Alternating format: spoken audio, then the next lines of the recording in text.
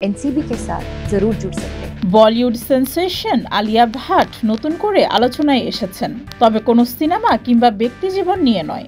মাদক বিরোধী বক্তব্য দিয়ে তীব্র কটাক্ষের শিকার হচ্ছেন Alia. In this special campaign against drugs, say yes to life and no to drugs. নেশামুক্ত Bharat গড়তে এনসিবি নামের একটি সংস্থার পক্ষ থেকে বক্তব্য দেন আলিয়া ভাট। ভিডিওটি প্রকাশের পরই শুরু হয় ট্রল।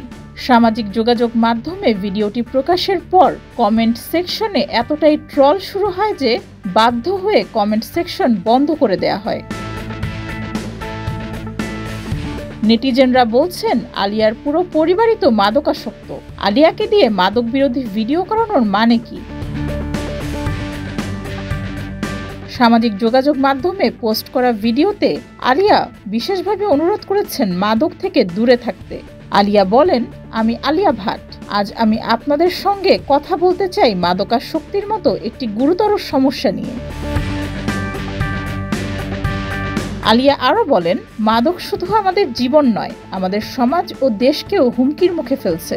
তাই আসুন আমরা সবাই মিলে মাদক বিরোধী এ অভিযানে এনসিবিকে সমর্থন জানাই।